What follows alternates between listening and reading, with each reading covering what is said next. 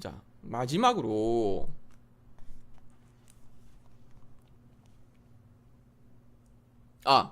이 마지막 넘어가기 전에요. 이 설탕 성분이 이런 저혈당 혹은 당뇨 그리고 뭐 어떤 데도 또 영향을 미치는지도 나와 있는데 이 정제당은 저혈당을 당뇨병으로 발전시킨다. 이건 앞서 봤죠. 암의 원인이 된다. 심장병이나 뇌졸중 따위의 심혈관 질환을 야기한다. 이건 소개에도 나왔었죠. 치매를 유발한다. 근시의 주범이다. 범죄와 청소년 비행의 배후에 정제당이 있다. 뭐 이런 식으로 그에 관한 사례들이 쭉 이렇게 또 나와 있어요. 이제 봐주시면 되고 이제 다시 마지막으로 이 과당, 드디어 나오죠. 과당. 허울 속에 가려진 진실. 과당이 대안이라고 주제가 돼 있어요. 요즘 약국에서는 설탕을 기피하는 당뇨 환자를 중심으로 엄청난 물량의 과당이 팔려나가고 있다. 또 각종 청량 음료에는 설탕 대신 과당을 사용한 제품들이 본물을 이루고 있다. 분명 설탕을 사용하지 않았으니 슈거리스다. 그렇다면 과당은 과연 소비자들이 이렇게 안심하고 섭취해도 되는 당인가? 먼저 과당이 뭐냐? 이 당은 주로 과일 속에 많이 들어있다고 해서 이름도 과당이라고 붙여졌다. 하지만 이 과당은 사실 과일에만 들어있는 당은 아니다. 일반 식물계에도 널리 존재하며 그 존재 형태도 다양하다. 뭐 과당 단독으로 존재할 수 있고 뭐 같이 복합체로 존재할 수도 있고 뭐 그런 식으로 또 설명이 쭉 돼 있어요.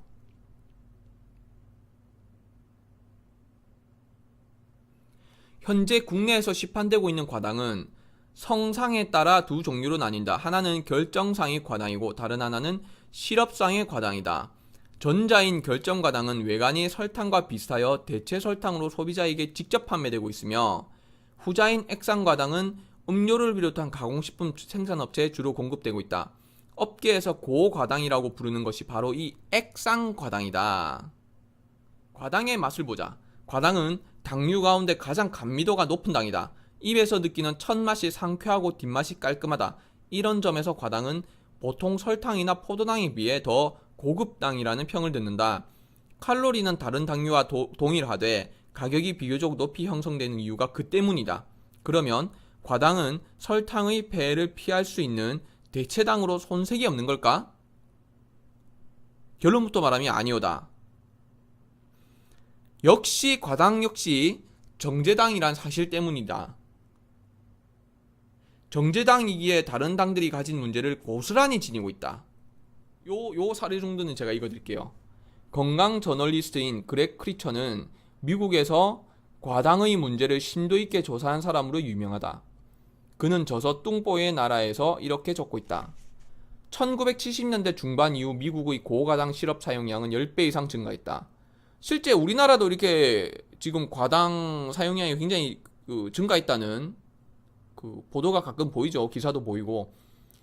그동안 학자들은 과당의 대사경로에 특이한 점이 있음을 알고 있었다. 그것은 설탕과 달리 체내에서 흡수되면 곧바로 간장으로 이송된다는 사실이었다. 체내에서 흡수되면 곧바로 간장으로 이송된다는 사실이네요. 과학자들은 과당의 대사상 특성을 매우 흥미롭게 주시했다. 그러나 당시엔 그 사실이 어떤 결과를 초래한지 모르고 있었다. 이게 이제 과학기술이 아직은 그 당시 때는 덜 발달했거나 아직 연구가 부족했던 거죠.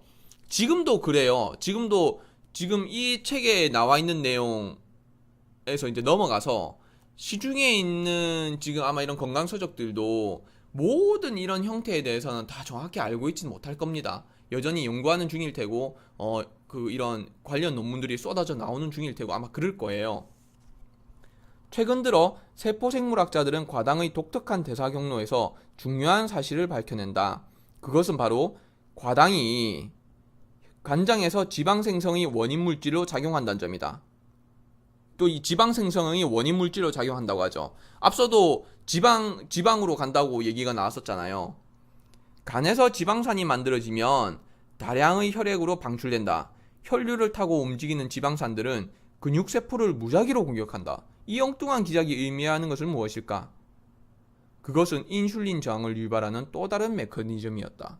그러니까 이게 이 인슐린 저항과, 그러니까 이런 정제당들을 먹어서 우리 몸에 영향을 미치는 게 지금 계속해서 밝혀지고 있는데, 그게 한 가지 방법만이 아니라는 거예요. 그러니까 우리 몸에 이 악영향을 미치는 그 구조가,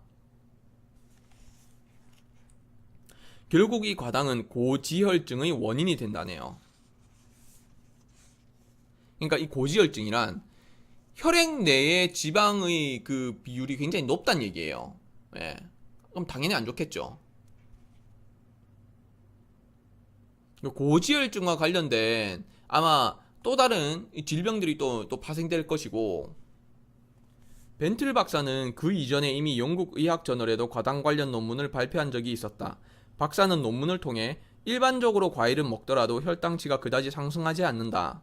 이거 우리가 앞서 봤던 내용이고, 혹자는 이 사실을 과일 속의 당, 즉 과당의 특수성과 연관시키려 한다. 하지만 그것은 잘못된 시각이다. 과일이 혈당치를 크게 올리지 않는 것은 바로 섬유질의 효능 때문이다. 그러니까 이게 그러니까 이제 말장난을 하는 거죠. 과일 속에 과당이 안전하더라. 그 과일 먹으니까 안전하지 않느냐? 그러니까 우리는 그 안에 있는 그 과당만 빼서 이 제품에 넣어서 판매하는 것 뿐이다. 이런 식으로 하는 거죠. 근데 우리는 그 원리를 이 책을 통해서 알게 됐고, 왜 그게 우리 몸에 악영향을 미치는지에 대해서도 이제 알게 된 거죠. 자, 그리고 혹시 무분별한 과당 섭취가 비만 인구 증가와 어떤 관련성이 있는 게 아닐까라는 이런 가설이 있었는데, 그 가설은 효소의 기능을 연구하던 다른 과학자들에 의해 우연히 검증된다. 세포 표면에서 영양 성분의 역학관계를 연구하는 효소 전문가들은 효소의 기능이 저해됐을 때 세포 내에서 지방산 연소가 크게 억제되는 현상을 발견한다. 지방산 연소 억제는 물론 지방 축적을 의미한다. 이게 지방산 연소가 억제되니까 지방이 이제 계속 증가하겠죠. 그렇다면 무엇이 이 효소의 기능을 저해하는 것일까? 놀랍게도 그것은 과당이었다. 그러니까 이 과당이라는 게 지금 이제 계속해서 이렇게 밝혀지는 거예요. 이 우리 몸에서 어떠한 악영향을 미치는지에 대해서. 이제 이렇게 해서 이제 우리가 이 정제당, 정제당, 소위 이제 설탕 혹은 뭐 아스파탐, 뭐 과당, 이러한 것들에 대해서 우리가 이제 알게 됐는데, 이 책에는 제가 직접 읽어드린 그 내용 외에도 수많은 또 케이스와 그 발표된 그런 사례들, 그 수많은 이 의학자분들의 증언 것들이 더 들어있어요. 예. 그만큼 이 책이 정말 괜찮다라는 것을 이제 증명하는 거죠. 네. 그러니까 오늘 이제 이렇게 해가지고 정제당, 즉 소위 쉽게 말하면 설탕에 대해서 알아보게 되었고, 자, 이상으로 이 과자, 내 아이를 해치는 달콤한 유혹에 있는 정제당, 쉽게 말하면 설탕,